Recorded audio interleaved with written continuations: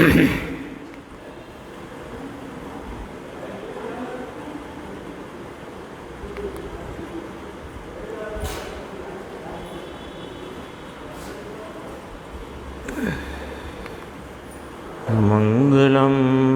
भगवान वीरो मंगलम गौतमो गणी मंगलम कुंद कुंदार्यो जैन धर्मोस्तु मंगलम सर्वमंगल मांगल्यम सर्वकल्याणकारकम प्रधानं सर्वधर्माणां जैनं जयतु शासनं।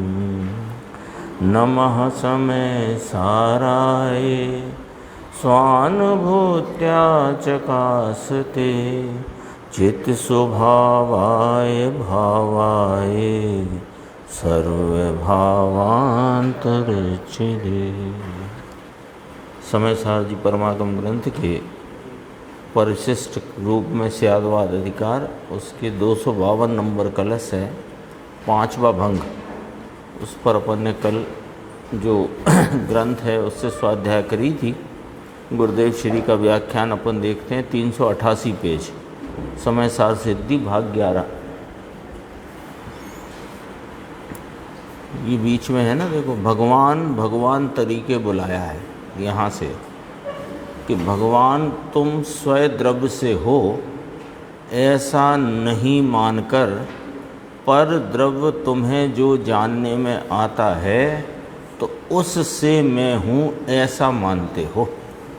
है देखो इसमें क्या कि अज्ञानी प्रत्यक्ष अलिखित ऐसे प्रगट नाम स्थूल, बाहर में सब प्रत्यक्ष दिखाई देता है ना, पैसा, लक्ष्मी, आबरू, कीर्ति, मकान, शरीर, वाणी, मन, सब स्थूल प्रगट बाह्य चीज।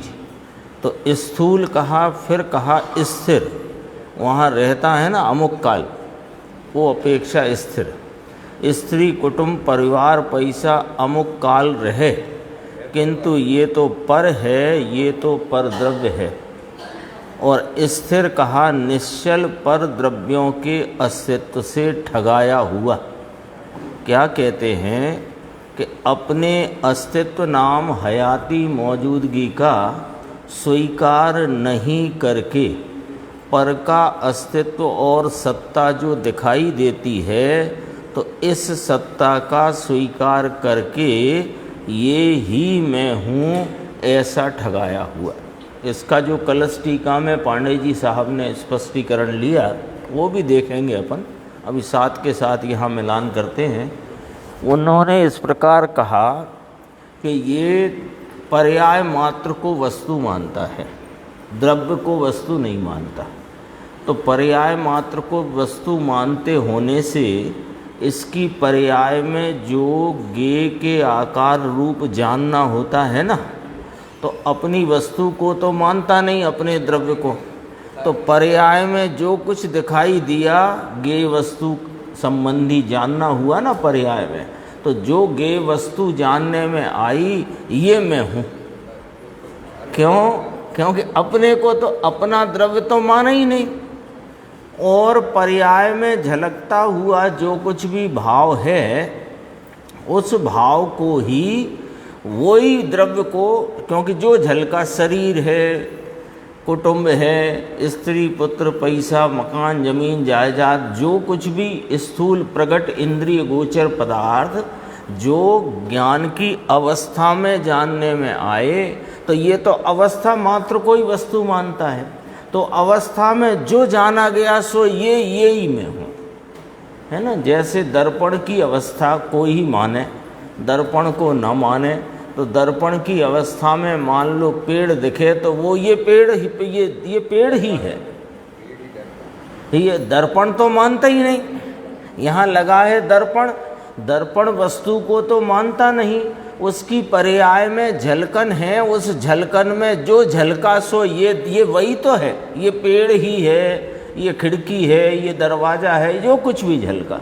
ऐसे इसकी ज्ञान की पर्याय में जो झलका तो ज्ञान वस्तु तो मानता नहीं, तो जो झलका वह मैं हूँ, ऐसे करके यह स्वयं द्रव्य से अस्तिपने को नहीं मानता और पर द्रव्य से अपनी मौजूदगी, हयाती, सत्ता, होना पना मानकर ठगाया हुआ है। ये वाला भाव यहाँ पर वो है ही नहीं, वो तो उसका है। तो ये पढ़ा ना अपन। हाँ हाँ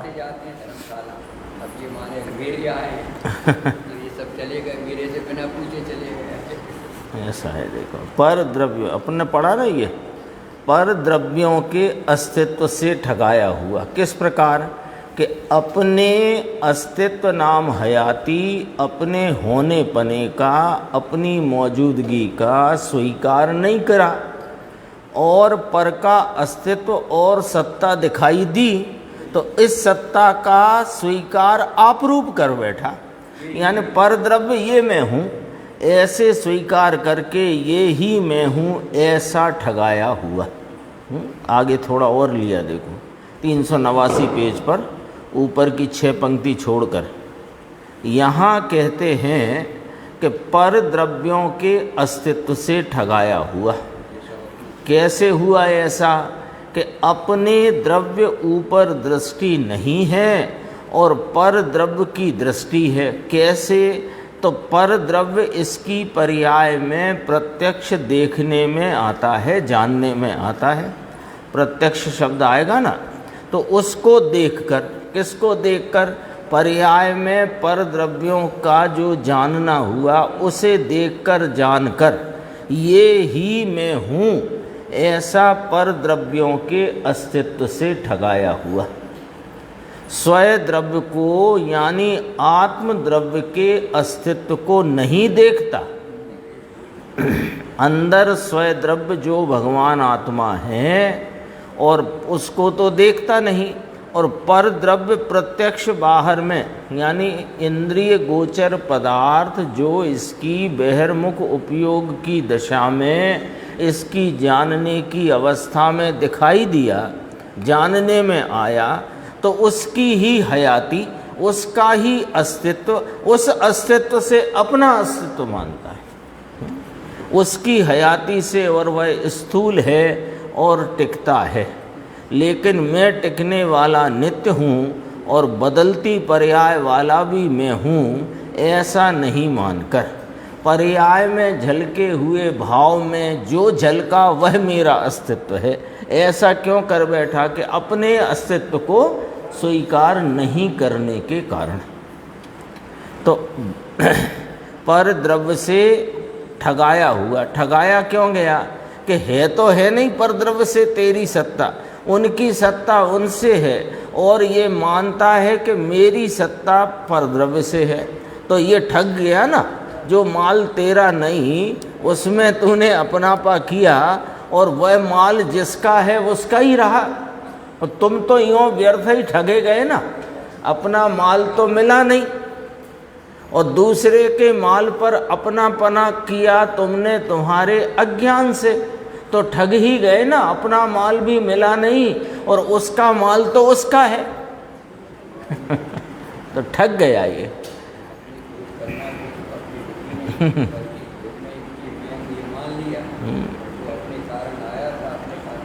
चला गया वो तो देखो।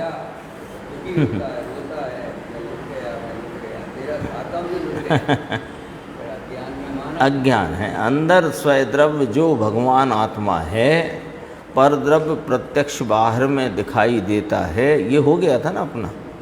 हाँ, ये मैं टिकने वाला नित्य हूँ और बदलती पर्याय वाला भी मैं हूँ।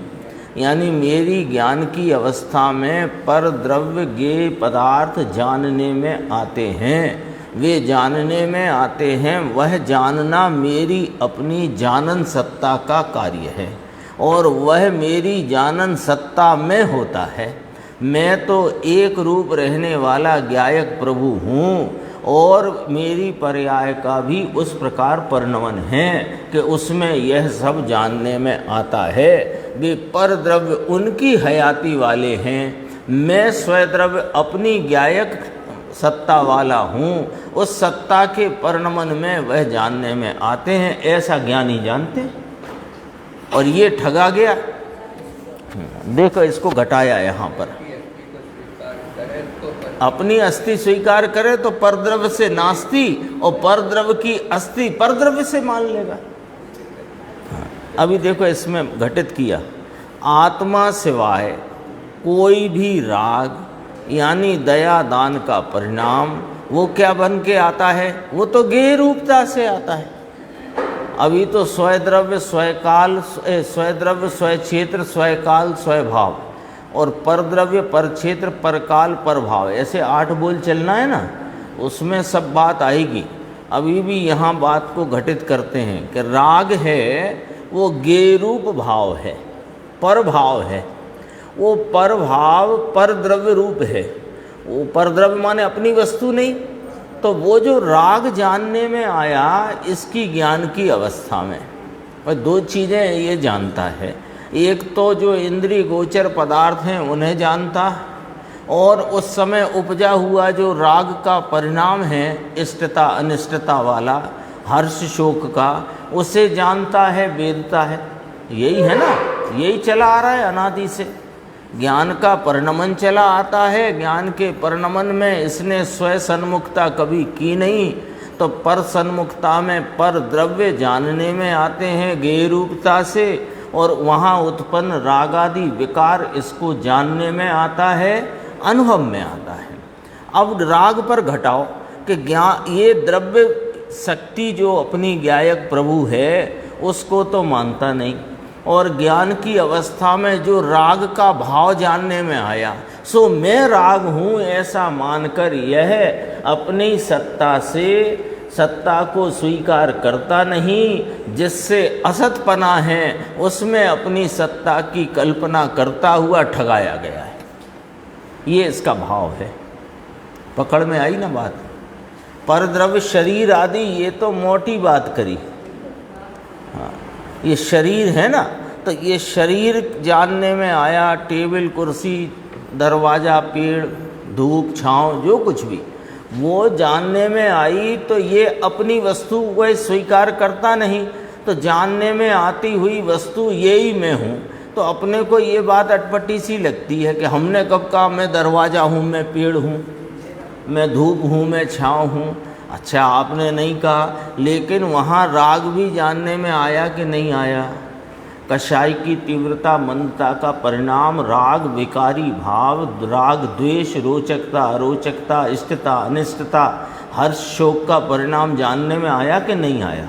हर्ष शोक का परिणाम है वो जानन स्वरूप है कि जानने में आने स्वरूप है। पहले तो ये निर्णय करना चाहिए, जानने में आने स्वरूप है, जानन स्वरूप तो ज्ञान है।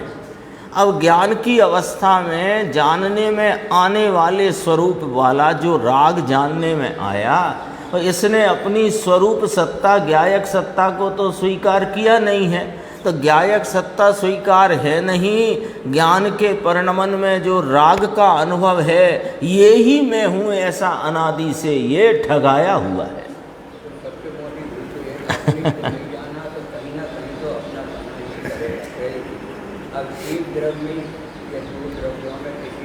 हाँ, अभी इसके गेय कितने हैं?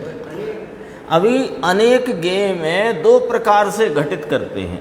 एक तो प्रत्यक्ष दिखाई देने वाले ये स्थूल और स्थिर पदार्थ, और साथ में राग भी है ना, वो भी गेय है। और ये तो कोई कहेगा कि ये आप कैसी बातें कर रहे हो, हमने कब कहा कि मैं खिड़की हूँ दरवाज़ा हूँ। लेकिन तुमने अपनी ज्ञायक सत्ता का स्वीकार किया नहीं, तो तुमने अपनी पर्याय रूपता में जो गेयों संबंधी जानना हुआ वे गेय पदार्थ में हूँ ऐसा मानते हो, उसको घटित करो राग पर। तो राग का भाव तो जानने में आने वाला भाव है, और वह जानने में आया है उसकी जानन सत्ता से, उसकी सत्ता न्यारी है। लेकिन तुम जानन सत्ता को स्वीकार नहीं करते, तो मैं राग हूँ ऐसा स्वीकार करते हो। तो इस प्रकार राग हो तो नहीं, और मानते हो कि मैं राग हूँ, इस प्रकार अनादिकाल से यह एकांतवादी अज्ञानी ठगाया हुआ है। ये वाली बात यहाँ कही। देखो, आत्मा सिवाय कोई भी राग अथवा के दया दान का परिणाम यथया के शरीर वाणी कुटुंब लड़का लड़की मेरे, यह मेरे या मैं ऐसा मानकर ठगाई गया है। प्रभु पूछते हैं गुरुदेव है कि नहीं इसमें ये वाली बात। आगे देखते हैं 390 पे स्यादवादी किस प्रकार मानता है ना। और स्यादवादी बीच में है? और स्यादवादी नाम धर्मी आत्मा को स्वद्रव्य रूप से अस्थिपने निपुण रीति से अवलोकता होने से, ये निपुणता है इसकी।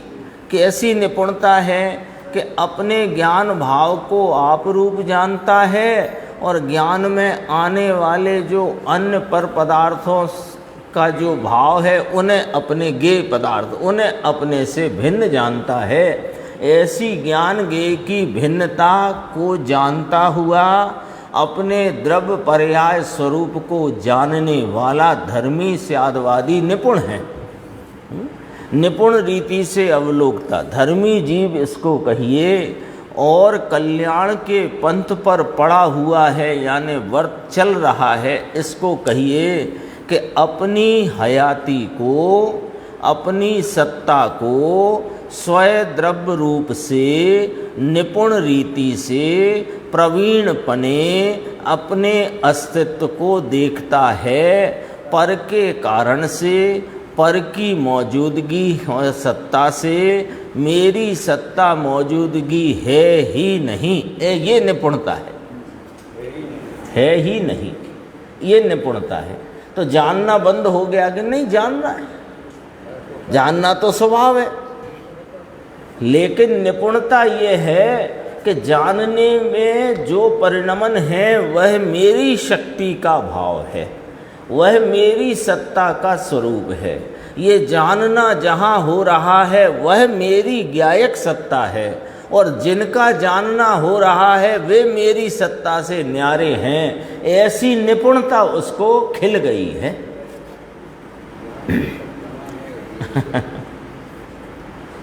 पर चीज का अस्तित्व है तो मेरा अस्तित्व है, ऐसा उसको है ही नहीं। मेरे अस्तित्व की मौजूदगी की हयाती लिखा ना, अस्तित्व की मौजूदगी होना पने की निपुणता से मैं जानता हूँ कि मेरे से मेरा अस्तित्व है, मेरी हयाती मेरे से है, पर से नहीं। ऐसी बात अभी एक एक बोल में क्या क्या फर्क है वह समझना चाहिए। 14 बोल आए हैं और मुख्यतः ज्ञान और ज्ञेय की तरफ से सारी बात है। यानी आत्मा ज्ञान सत्ता और ज्ञेय सत्ता न्यारी है, तो तत्पने अतत्पने में भी यही बताया।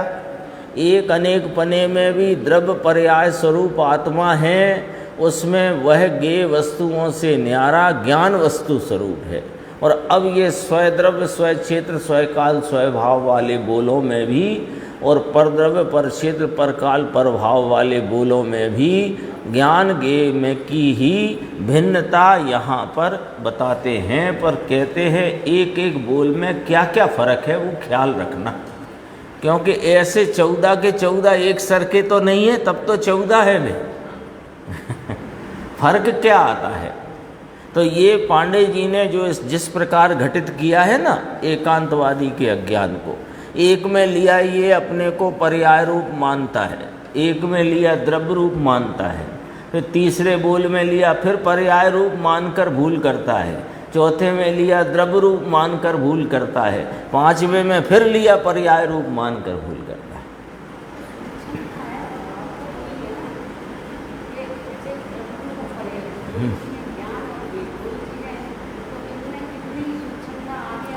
हाँ, यही फर्क है कि जब यह पर्याय रूप अपने को मानता है, तत्पने का बोल पर्याय रूप अपने को मानता है, तो पर्याय में जो इसके ज्ञेय का जानना हुआ ये ज्ञेय का जानना हुआ तो ये जानना ज्ञेयों से हुआ है। क्यों? कि अपनी द्रव्य रूपता को स्वीकार नहीं करता, तो ज्ञेयों से ज्ञान होने की, यानी ज्ञेयों से अपना तत्रूपपना मानता है, जबकि इसका तत्रूपपना तो अपनी ज्ञान शक्ति से है। फिर दूसरे में लिया कि ये द्रव्य रूपता मानता है अपने, तो जितने भी ज्ञेय जानने में आते हैं मैं उन रूप हो गया, यानी अपने को विश्व रूप करता है, अपने को जीव अजीव धर्म अधर्म आकाश काल ऐसे 6 द्रव्य स्वरूप लोक, उसमें जो इसे जानने में आया तो ये क्या करता है, मैं द्रव्य हूँ ना, तो पर्याय में होती जो भेद रूपता है उसे स्वीकार नहीं करता, तो अपने को वस्तु मानता है और अपनी वस्तु को जानता नहीं, तो विश्वरूप करता है अपने को। ये तब कहा कि ये विश्व से तुम अतत रूप हो, ये दूसरा बोल हुआ। तीसरा बोल है एकत्व का, कि ये पर्याय रूप अपने को मानता है, तो पर्याय रूप मानता हुआ पर्याय में जो अनेकाकारता है, उस अनेकाकारपना है ना जो, तो मैं ही पर्याय रूप हूँ, तो मैं अनेक हो गया, तो अपने एक पने को स्वीकार करता नहीं। तो अनेक क्या है कि अनेक तो वे ज्ञेय पदार्थ हैं, तो ज्ञेय रूपता से अपने को जुड़ा हुआ या उस रूप मानता है, यानी ये अपने को एक स्वरूप से मैं हूँ और पर्याय में अनेक रूपता है, ये स्वीकार नहीं करता। फिर अगले में कहा कि ये द्रव्य रूप है, तो अपने को एक रखने के लिए वह जो अनेक रूपता पर्याय में उपस्थित है उसे धो डालना चाहता है, जो कल चला प्रक्षालनम कल्पयन, उसे प्रक्षालित कर देना चाहता है। अब कहते हैं कि अब ये 252 नाम 5वां बोल, इसमें कहते हैं अपने को पर्याय रूप मानता हुआ, अपने को द्रव्य रूप मानता ही नहीं, तो अपनी ज्ञायक सत्ता को स्वीकार करता नहीं, और अपनी पर्याय में जो कुछ ज्ञेय पदार्थ रागादि भाव, मुख्य पकड़ना इसको, रागादि भाव जो जानने में आए, तो मैं रागादि रूप हूँ ऐसे अपने अस्तित्व से तो अपनी सत्ता मानता नहीं, और पर के अस्तित्व में अपनी सत्ता मानता हुआ ठगाया हुआ है। और स्यादवादी तो अपने को द्रव्य पर्याय स्वरूप जानते हुए यह जानते हैं मैं ज्ञान सत्ता स्वरूप हूँ, मेरी पर्याय में अनेक ज्ञेयों का जानना होता है, मेरी सत्ता मेरे ज्ञायक भाव से है, और जो पदार्थ जानने में आते हैं वे पर द्रव्य रूप हैं, उनकी सत्ता उनसे है, उनका मुझसे सतपना नहीं है, मेरा मुझसे सतपना है। अभी सत का बोल चलता है ना, जब असत का चलेगा तब ये कहेंगे कि उनसे असतपना है। और देखो, धर्मी जीव स्यादवादी, यानी धर्मी स्यादवादी, स्यादवादी यानी अपेक्षा से जानने वाला, मैं पर द्रव्य से नहीं, मैं अपने से हूँ, ऐसा स्वयं से मैं अस्ति पने हूँ और पर से नास्ति पने हूँ, ऐसा जानने वाला। पर द्रव्य हैं, लेकिन मेरा स्वय द्रव्य पर द्रव्य से नास्ति पने हैं, मैं मेरे से अस्ति पने हूँ, ऐसा स्यादवादी तो आत्मा को स्वय द्रव्य रूप से अस्ति पने निपुण रीति से, मेरी चीज तो आत्मा आनंद कंद प्रभु अस्ति रूप है, यह मेरा अस्तित्व है, इसमें मेरा अस्तित्व है, यह मेरी सत्ता है, पर की सत्ता से मेरी सत्ता है, ऐसा ज्ञानी नहीं मानते। अपनी सत्ता नहीं मानी है।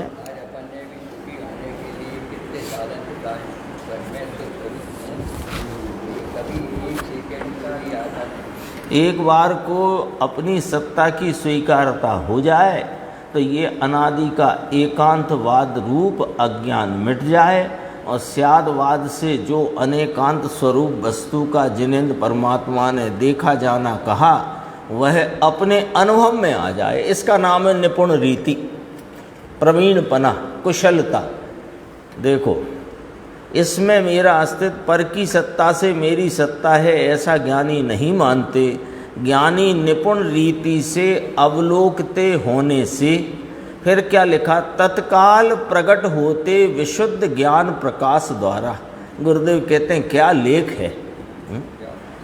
पर द्रव्य से अपनी दृष्टि हटाकर कोई भी परमात्मा, त्रिलोकनाथ, तीर्थंकर से भी मेरी चीज नहीं है।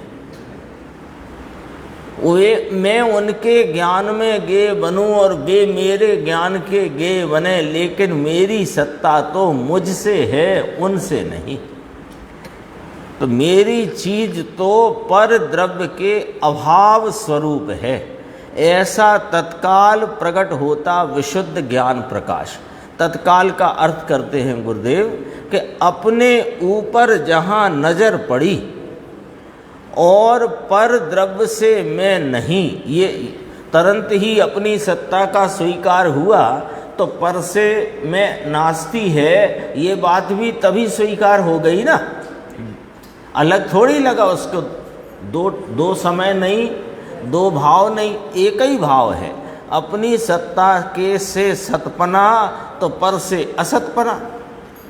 तो तत्काल पर द्रव्य से मैं नहीं, वहाँ प्रकट होते विशुद्ध ज्ञान प्रकाश द्वारा पूर्ण होता हुआ मैं पूर्ण द्रव्य स्वरूप हूँ। ले पूर्ण सत्ता की स्वीकारता हो गई अपने द्रव्य स्वभाव पर। अभी छद्मस्त अवस्था है ना, छद्मस्त है, अल्पज्ञ है, अल्प पर्याय वाला है, अपूर्ण अवस्था है, लेकिन परिपूर्ण द्रव्य स्वभाव की सत्ता को अपनी सत्ता स्वीकार करते ही मैं पूर्ण हूँ। अब पूर्ण ही अपने को पूर्ण ही अनुभव करता है। पर्याय की अपूर्णता जानने का विषय है और श्रद्धा और अनुभव का विषय तो मैं परिपूर्ण हूं। कब के? सदैव। सदैव। पहले तो नहीं थे, जब अज्ञानी थे तब भी था, पर मुझे अज्ञान था। स्वीकार मैंने नहीं किया, मैं तो तब भी पूर्ण था। निगोद में रहा, पीहर है ना निगोद जीव का, तो निगोद में रहा तब भी मैं परिपूर्ण ही था, ऐसा अभी अनुभव करता है। तो पहले क्यों नहीं अनुभव था? वह अज्ञान अवस्था थी, वह अवस्था गई, मैं वह का वही, ऐसे का ऐसा अभी विद्यमान हूँ और उसकी मुझे अब स्वीकारता है। यह मेरा सत्ता का मुझ में सतपना मैंने स्वीकार किया है, तो परद्रव्य से असतपना वहीं स्वीकार हुआ। ये निपुणता है। ये वास्तव में पूरे जिन शासन में कही हुई, जो जिनेन्द्र परमात्मा के द्वारा 6 द्रव्य 7 तत्व 9 पदार्थ की बात है, उसमें इस प्रकार ही अपने को स्वीकार करना, तो अपनी सत्ता से अपना सतपना और पर से असतपना की स्वीकारता ही पूरे द्वादशांग में निपुणता की प्राप्ति है। यही कुशलता है। तो कहा ये द्वादशांग में निपुण हो गया कि हाँ द्वादशांग में निपुण हो गया। तो कहा शुद्ध केवली हो गया कि हाँ शुद्ध केवली हो गया। आता है ना ये। अपने ऊपर जहाँ नजर पड़ी और पर द्रव्य से मैं नहीं, वहाँ प्रकट होते विशुद्ध ज्ञान प्रकाश द्वारा पूर्ण होता हुआ, मैं पूर्ण होता हुआ माने पूर्णता को स्वीकार करता हुआ, मैं पूर्ण द्रव्य स्वरूप हूँ, पर के कारण से नहीं। पर के कारण से मैं तो नहीं, लेकिन पर के कारण से मैं अपूर्ण भी नहीं। अभी तो कर्मों का उदय चलता है, छद्मस्त अवस्था है, ज्ञान की अल्प अवस्था है, तो वो कर्मों के कारण मैं अपूर्ण हूँ कि ना, किसने कहा? मैं तो परिपूर्ण स्वरूप हूँ। अपूर्णता ये मेरी पर्याय में मेरे से है, लेकिन मेरे द्रव्य में नहीं। और मैंने तो अपनी द्रव्य स्वरूप सत्ता का स्वीकार किया है, और उस द्रव्य स्वरूप सत्ता के स्वीकार में वर्तमान पर्याय मेरे जानने में आती है। एक दिन आया था ना अपना, वो बहुत गंभीर पॉइंट है, वो ख्याल में ऐसा चाबी जैसा है कि जो पर्याय है वो जानने का विषय है, लक्ष्य करने का, दृष्टि का विषय नहीं।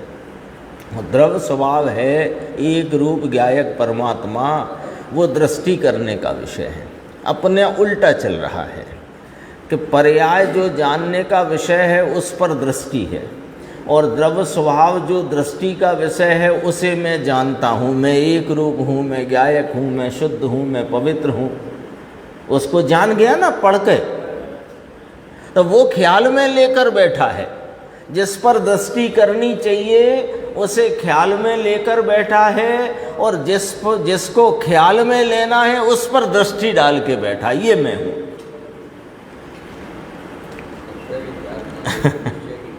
हाँ, 392 पेज पर 3 पंक्ति हैं, इसके बाद अपन कलश टीका से देखेंगे।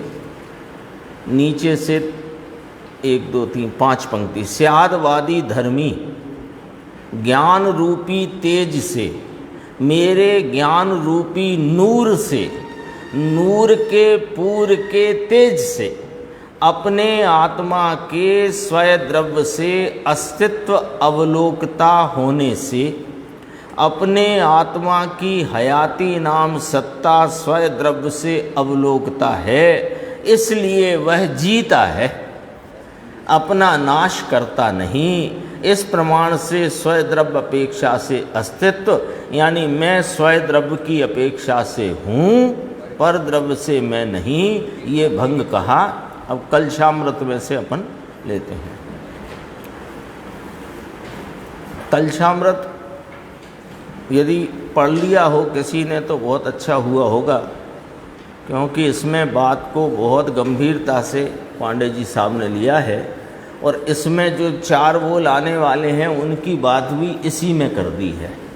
तो वह बात भी अपने ख्याल में एक फ्रेम बन जाएगी कि 8 बोलों में क्या चलने वाला है, 8 बोलों में क्या क्या बात आएगी, वो इस वाले कलश का अर्थ पढ़ने में अपने को एक पूरी फ्रेम तैयार हो जाएगी।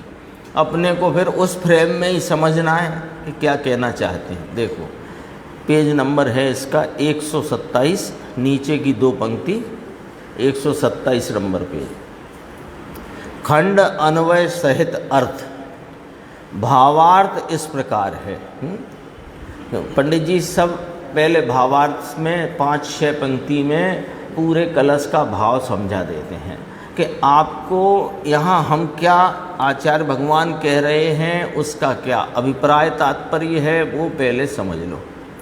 भावार्थ इस प्रकार है कि कोई एकांतवादी मिथ्या दृष्टि ऐसा है कि जो पर्याय मात्र को वस्तु रूप मानता है, इसलिए गेय को जानते गेयाकार परिणमित हुआ है जो ज्ञान की पर्याय। बिल्कुल समझना, एक एक शब्द कीमती।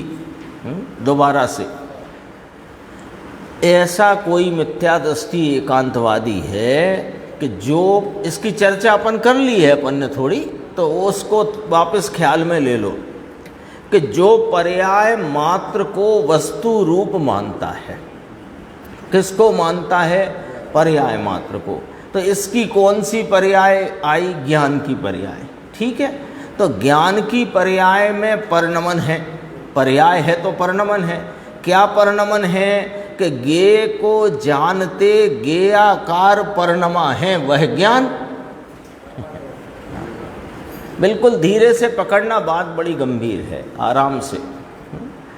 यह एकांतवादी मिथ्या दृष्टि ये क्या करता है कि द्रव्य पर्याय स्वरूप वस्तु है, तो इसमें ये पर्याय मात्र को वस्तु मानता है। ठीक है, अब पर्याय क्या चीज है कि ज्ञान की पर्याय। तो ज्ञान की पर्याय का क्या हाल है वो यहाँ कहते हैं कि गेय को जानते गेयाकार परिणमित हुआ है जो ज्ञान का परिणाम, उसको गेय के अस्तित्व पने से अस्तित्वपना मानता है। आई बात ख्याल में? ज्ञान की पर्याय परिणमी कैसी है कि गेयों को जानते गेयाकार के आकार अनुरूप परिणमी है ज्ञान की पर्याय। गेयाकार रूप नहीं परिणमी, गेयाकारों के रूप के अनुरूप ये ज्ञानाकार का परिणमन हुआ है। अब ये अपनी वस्तु को तो मानता नहीं, तो ये ज्ञान की अवस्था में जो गेयाकार, जो टेबल कुर्सी पेड़ धूप छाँव स्त्री पुत्र कुटुंब जमीन जायदाद शरीर आदि जो कुछ राग आदि, वो जो कुछ भी उनके आकार से हैं वैसे वैसे आकार अनुरूप ज्ञान का आकार परिणमा। अब ये ज्ञान के आकार में जो परिणमन हुआ है, ये परिणमन अपनी द्रव्य सत्ता को तो स्वीकार करता नहीं, क्योंकि पर्याय मात्र को मानता है। तो पर्याय में उपजी हुई गेयाकारों से जो विविध रूपता है, ये सारा मेरा अस्तित्व है और ये अस्तित्व गेयों से है। पकड़ में आ गया ना पॉइंट। ये पर्याय में जैसे दर्पण से चलते हैं अपना वो फिक्स है। दर्पण है, दर्पण वस्तु है, उसका स्वच्छता स्वभाव है और प्रत्येक समय स्वच्छता का परिणमन है जो प्रतिबिंबन रूप प्रति समय परिणमित होता है। ये तो दर्पण की वास्तविक स्थिति है। अब कोई दर्पण को दर्पण वस्तु ना माने और दर्पण में झलकन होती हुई जो अवस्था है इसको ही वस्तु माने, ये दर्पण तो मानता ही नहीं। दर्पण और उसकी स्वच्छता को तो इनकार करके बैठा है। अब उसके परिणमन झलकन में जो कुछ है तो क्या होएगा, झलकन है तो निश्चित रूप से कोई ना कोई सामने रहे पदार्थों का प्रतिबिंबन दर्पण की अवस्था में होगा। अब वह दर्पण की अवस्था मात्र मानता है, दर्पण वस्तु तो मानता नहीं। तो यहाँ जो कुछ भी झलकन में दिखाई देता है इसका अस्तित्व वह उन वस्तुओं से मानता है, दर्पण से नहीं। वो जो सामने वृक्ष है कि फूल हो कि डाली हो कि धूप हो, उसका अस्तित्व मानता है। तो इसका ये दर्पण की पर्याय मात्र मानता है। तो ये दर्पण की पर्याय का अस्तित्व उनके अस्तित्व से मानता है, क्योंकि अपना जो दर्पण में स्वच्छता का स्वभाव है उसे तो मानता नहीं। दोबारा से ये पांच पंक्ति पकड़ में आई ना तो बहुत गजब की चीज़ है ये। यानी यहाँ जो भाव कहना चाहते हैं, दोबारा, जो पर्याय मात्र को वस्तु रूप मानता है इसलिए गेय को जानते गेयाकार परिणमा है जो ज्ञान का परिणाम, उस परिणाम को ही तो अस्थि मान रहा है। तो परिणाम का गेय के अस्तित्व पने से अस्तित्वपना मानता है। वो परिणाम की सत्ता उस जो अपना ज्ञान स्वरूप है उससे नहीं मानता, वो जो गेयों से उसकी सत्ता मानता है। यानी जो से ये असत रूप है यानी पर द्रव्य हैं उनसे अपनी सत्ता मानता है। गेय से भिन्न निर्विकल्प ज्ञान मात्र वस्तु को नहीं मानता। जो अपने ज्ञानाकार में गेयों के निमित्त से ज्ञानाकार के परिणाम में जानने रूप जो भाव उत्पन्न हुआ, वह भाव मेरी ज्ञान मात्र वस्तु से उत्पन्न हुआ है, वो मेरी ज्ञान मात्र वस्तु का परिणाम है, ऐसा नहीं मानता। तो क्या मानता है कि उससे उत्पन्न हुआ है, उसकी सत्ता से। सत्ता का बोल है ना, इसलिए ऐसा भाव इसको प्राप्त होता है कि पर द्रव्य के अस्तित्व से ज्ञान का अस्तित्व है। अपनी अस्तित्व को, अपनी सत्ता को, अपनी अस्थि को नहीं माना तो परिणाम में तो जानना हुआ, और परिणाम मात्र मानता है तो उनका अस्तित्व गेयों से, गेय नाम पर द्रव्य से अस्तित्व मानता है। यानी ज्ञान का अस्तित्व से ज्ञान का अस्तित्व नहीं मानता, ज्ञान का अस्तित्व गेयों के अस्तित्व से मानता है। तो अब इसको स्वद्रव्य परद्रव्य से बंटवारा कर दो इसी लाइन में कि ज्ञान है वह स्वयं है, ज्ञान वस्तु वो स्वयं है, और ज्ञान का परिणाम मानता है, और ज्ञेय वस्तु वह परद्रव्य है। तो स्वयं सत्ता को नहीं मानता, इसलिए अपनी सत्ता परद्रव्य से मानता है। तो अपनी सत्ता का नाश करता है और परद्रव्य से सत्ता मानता है, वो है नहीं, वो है नहीं, कैसे हो जाएगी? उसके प्रति उत्तर इस प्रकार है कि ज्ञान वस्तु का अपने अस्तित्व से अस्तित्व है। बस इतना पहले जवाब है। इस जवाब में ऊपर का जो अज्ञान भाव की जितनी चर्चा थी वो उसकी का निराकरण हो गया। अज्ञान था ना उसका, परद्रव्य ज्ञेय पदार्थों के अस्तित्व से अपना अस्तित्व मानता है। तो कहा भैया ज्ञान वस्तु का स्वयं के अस्तित्व से अस्तित्व है। इस बात ने सारे अज्ञान का निराकरण किया ना, जो 5 पंक्ति में आया था। अब क्या कहते हैं? अब देखो, उसके भेद 4 हैं, है ना। अस्तित्व की बात आई है ना, तो अस्तित्व के 4 भेद कहे, वो सुनो कि ज्ञान मात्र जीव वस्तु स्वय द्रव्यपने अस्ति, स्वय क्षेत्रपने अस्ति, स्वय कालपने अस्ति, स्वय भावपने अस्ति। ठीक है, सेमीकोलन अर्धविराम। फिर कहते हैं पर द्रव्यपने नास्ति, पर क्षेत्रपने नास्ति, पर कालपने नास्ति, पर भावपने नास्ति। ये 4 प्रकार बने, अस्तित्व के 4 प्रकार बने। द्रव्य, क्षेत्र, काल, भाव, ये चतुष्टय है ना। सत्ता है वस्तु की, तो सत्ता है तो उसका अपना चतुष्टय है, स्वय चतुष्टय से है। वो चतुष्टय क्या है? स्वय द्रव्य, स्वय क्षेत्र, स्वय काल, स्वय भाव, है ना।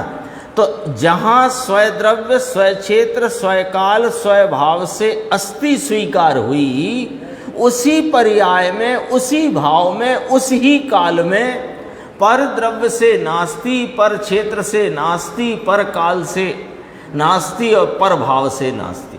तो ये दो बात नहीं है, एक ही बात है, एक ही साथ हुआ ना भाई। अपनी सत्ता आप से मानी, मेरे द्रव्य से, क्षेत्र से, काल से, भाव से सत हूँ, तो उसी सतपने में मैं पर द्रव्य, पर क्षेत्र, पर काल, पर भाव से असत हूँ। आ गया कि नहीं आ गया? मेरे हाथ में पानी है, तो मेरे हाथ में पानी है ये स्वीकार करने में दूध, चाय, शरबत नहीं है, ये बात आ गई कि नहीं आ गई? उसके लिए अलग से फिर कुछ अनुष्ठान करने की ज़रूरत नहीं है, समझने की ज़रूरत है। अब देखो, अब थोड़ी बात बारीक आती है। तेमनु लक्षण, उनका लक्षण किनका? 8 बातें आ गई, 8 बातें आ गई। स्वय द्रव्य से अस्ति, स्वय क्षेत्र से अस्ति, स्वय काल से अस्ति, स्वय भाव से अस्ति, पर द्रव्य से नास्ति, पर क्षेत्र से नास्ति, पर काल से नास्ति, पर भाव से नास्ति। कितनी बात आ गई? 8 बातें आ गई। अब 8 बातों का लक्षण यहाँ समझाते हैं, यानी ये 8 बोलों का संक्षिप्तीकरण यहाँ पर पांडे राजमल जी साहब करते हैं। देखना, स्वय द्रव्य यानी कि निर्विकल्प मात्र वस्तु, ये थोड़ा बारीक है। स्वय द्रव्य यानी कि निर्विकल्प मात्र वस्तु। निर्विकल्पता का अर्थ है अभेद वस्तु। अभेद वस्तु जिसमें कोई भेद कल्पना नहीं, जिसमें गुण गुणी की भेद भी नहीं, ऐसी अभेद रूपता है जो वस्तु की, उसको स्वय द्रव्य कहा। लिख लो, यहाँ पर लिख देते हैं।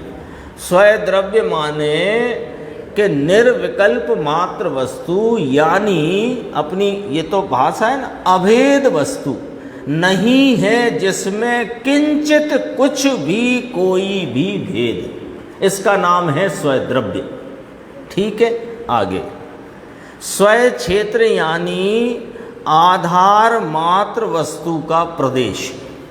ये क्या है कि ये द्रव्य है, इसका कोई क्षेत्र है कि हाँ है, तो कहा असंख्यात प्रदेश स्वरूप यह अखंड एक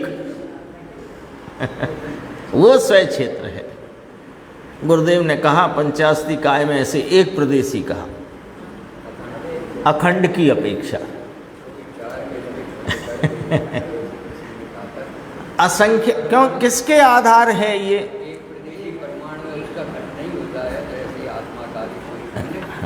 आया ना उसमें प्रवचन सा, न द्रव्येण खंड्यामी न क्षेत्रेण खंड्यामी न कालेण खंड्यामी न भावेण खंड्यामी।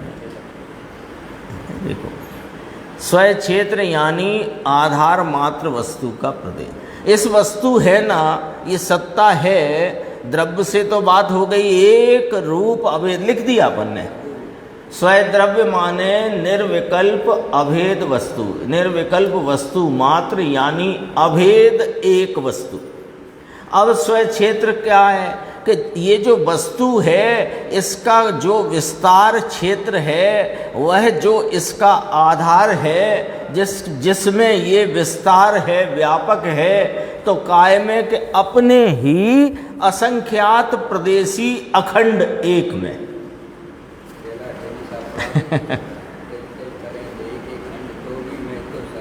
हाँ, अखंड ही है। स्वयं क्षेत्र यानी आधार मात्र वस्तु का प्रदेश। अखंड, अखंड लेना है, क्यों लेना है अभी बात आगे करेंगे, अभी पहले इतना पकड़ो क्यों, जितना जितना आया। स्वयं क्षेत्र यानी अपने असंख्यात प्रदेश विस्तार। हाँ, असंख्यात प्रदेशी अखंड, लेकिन वो कहलाएगा असंख्यात प्रदेशी। असंख्यात प्रदेशी जो अपना आधार मात्र वस्तु का प्रदेश लिया ना, तो उसे वो प्रदेश कितना है बस वो समझने के लिए लेना। आधार मात्र माने जिस क्षेत्र के आधार में वस्तु का विस्तार है, वह कैसा है कि असंख्यात लोक प्रमाण असंख्यात प्रदेशी है ना, अखंड एक। फिर अगला आया स्वयं काल यानी वस्तु मात्र की मूल अवस्था। यहाँ अवस्था में पर्याय नहीं लेना अवस्थितपना। स्वयं काल माने वस्तु मात्र की मूल अवस्था। मूल अवस्था माने उसका हैपना, अवस्थितपना। ये द्रव्य है ना, इसे लेओ, ये अवस्थित है, तो कैसे अवस्थित है कि अपने स्वयं काल में अवस्थित है। यहाँ वर्तमान पर्याय का भेद किया तो उसका नाम परकाल है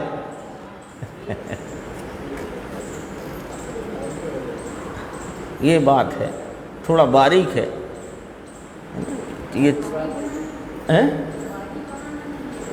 नहीं, स्वयं काल में वस्तु मात्र की मूल अवस्था यानी उसका अवस्थितपना है ना, यहाँ वो लेना है।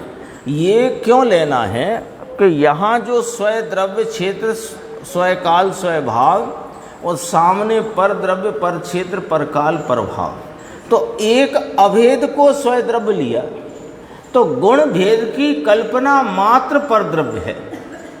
मैं ज्ञान वाला, मैं सुख स्वरूप हूँ, ये कल्पना जो भेद रूपता की है, ये परद्रव्य है, ये परद्रव्य है ना। ऐसे ही पर क्षेत्र में जो असंख्यात प्रदेशी एक अखंड, उसमें प्रदेश भेद की कल्पना, उसमें प्रदेश, जैसे अभी कहा था ना, असंख्यात कहना भी पर क्षेत्र है। वो असंख्यात को एक अखंड लेना तो स्वयं क्षेत्र है, और असंख्यात में असंख्यात पने का भेद रखना ये पर क्षेत्र है बारीक बहुत है ये यानी कभी अपने ख्याल में ये बात आई ना हो, और कदाचित आई हो तो रुकी नहीं होगी, ऐसी बात है। बारीक बहुत है ना, और ज़्यादा उसमें नहीं है ये अपने अभ्यास में, इसलिए थोड़ी बारीक लगेगी, पर इतनी भी बारीक नहीं है कि समझ में नहीं आए, क्योंकि जो दृष्टिकोण से यहाँ कह रहे हैं उस दृष्टिकोण से अपन प्रयास करें तो बात समझ में आ जाती है। देखो कहाँ तक आ गई बात। स्वकाल यानी वस्तु मात्र की मूल अवस्था, यानी उसका अवस्थित पना, पर्याय नहीं लेना है। अनादि अनंत भी नहीं लेते यहाँ। यहाँ स्वकाल माने उसका मूल अवस्थित पना है ना। आपको तो मैं गुरुदेव का ढूंढ के बताऊं, मैंने निशान तो किया पर ढूंढना पड़ेगा। नहीं, पर्याय नहीं लेना है, इसीलिए मैं तो बार बार कह रहा हूँ, और वो मैं पढ़ के ही बताऊंगा आपको, तब वो काम चलेगा। लो पेज नंबर 139, 139 पे देखना, वहाँ मैंने निशान लगाया है। ये पढ़ लेते, जब आएगा क्रम में फिर पढ़ेंगे। देखो स्वय क्षेत्र यानी आधार मात्र वस्तु का प्रदेश, ये वाला है ना, नीचे की तरफ मिला 139 पेज, ठीक है। तो इसमें देखो स्वकाल का पढ़ो, वो तो हो गई अपनी निज भूमि, निज क्षेत्र, निज पहुलाई नाम, निज विस्तार, अपना प्रदेश, एक बात वो हो गई। अब कहते हैं स्वकाल। स्वकाल यानी वस्तु मात्र की मूल अवस्था। त्रिकाल एक समय की नहीं है ना, त्रिकाल में भी वो 3 काल का भेद नहीं रखना है, एक समय की नहीं वस्तु। 139 पेज नीचे की 2 पंक्ति, वस्तु मात्र की मूल अवस्था। भाई ऐसा लिया है ना, वस्तु मात्र की, एक समय की अवस्था ऐसे नहीं लेना। वस्तु मात्र त्रिकाल, ये इसका स्वकाल है।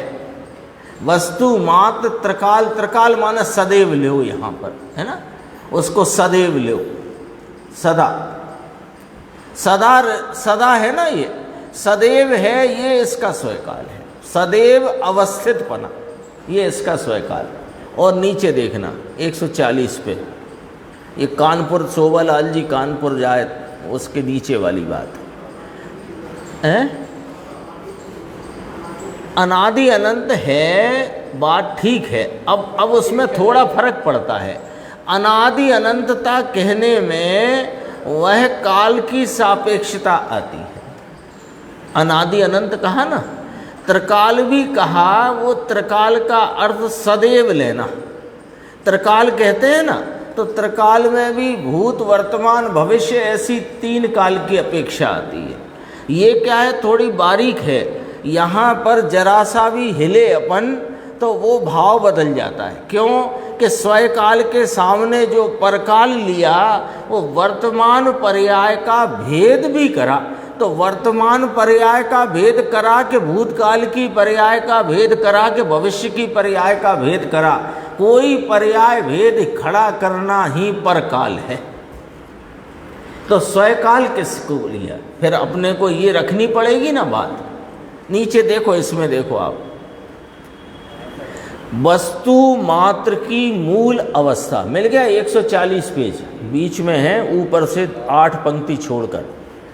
वस्तु मात्र की मूल अवस्था, अवस्था शब्द से यहाँ पर्याय नहीं लेना, ठीक है। हाँ, अब देखो कहते हैं अवस्था यानी अवस्थ, त्रिकाल माने सदैव, सदैव एक रूप रहता है, ये इसका स्वकाल है। और इसमें कोई पर्याय भेद करा तो परकाल है। सत की तो बात ही चल रही है, तो सतपने में यहाँ स्वकाल का सत लेना। तो स्वकाल किसे कहा, पॉइंट ये पकड़ो। सत तो है ही, सतपने के ही तो 4 भंग आए इसमें। तो सतपने के 4 भंग में स्वकाल सत क्या कि सदैव एक रूप अवस्थित रहना पना, सदैव एक रूप अवस्थित होना पना, ये इसका स्वकाल है। और इसमें एक वर्तमान पर्याय का भी भेद उपजा, ये परकाल है।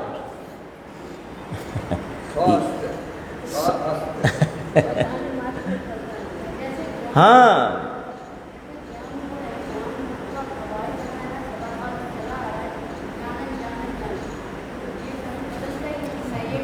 हाँ, तो उसकी एक रूपता है ना। अब इसको ऐसे अपन देखते हैं कि ये पूर्व में भी जानता था, अभी जानता है, ये भेद नहीं रखना। ये सदैव एक रूप जानन स्वरूप है, ये इसका स्वकाल है। एक रूप, एक इसमें ही पकड़ो। देखो, त्रिकाल माने सदा लेना, है ना। काल यहाँ खड़ा नहीं रखना चाहते, सदैव एक रूप। अब बोलने में तो आएगा ना, बताना है तो, वह उसका स्वकाल। यहाँ तो त्रिकाल वस्तु मात्र शब्द उपयोग किया है ना, तो वस्तु मात्र एटले खलास हो गया।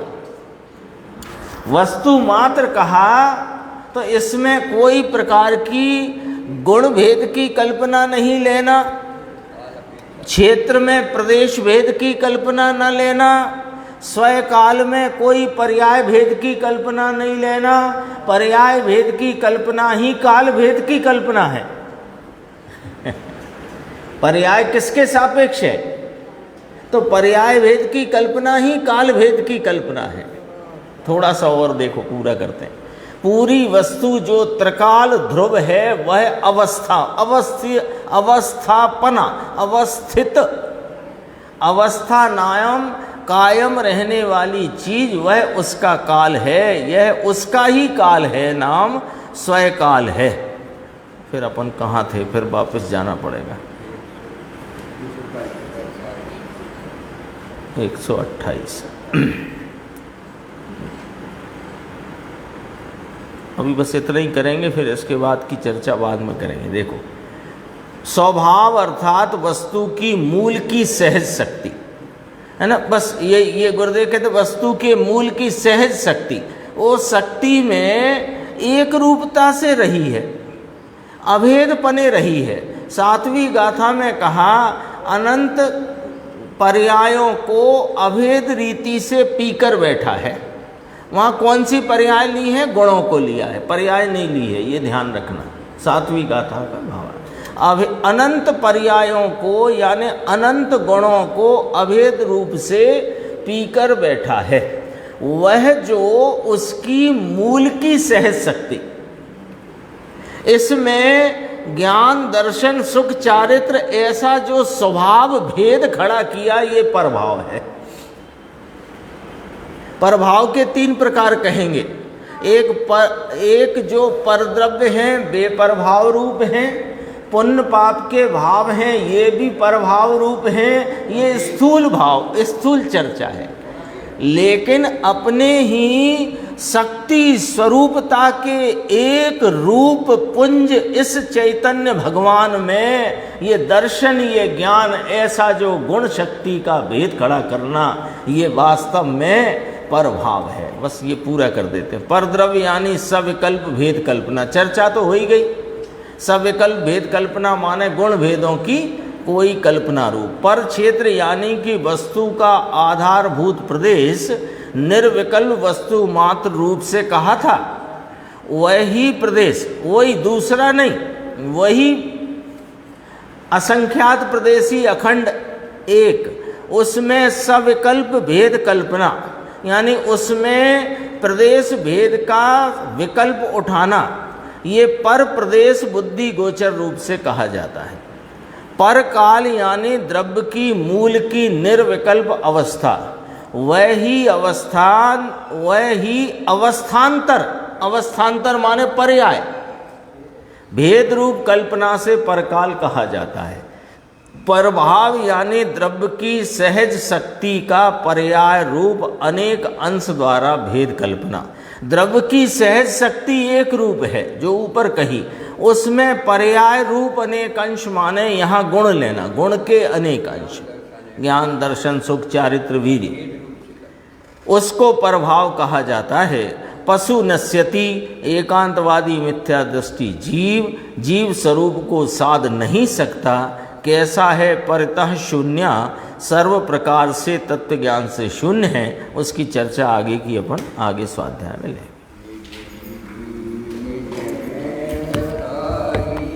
यह अनंत उपकार है उसके लिए।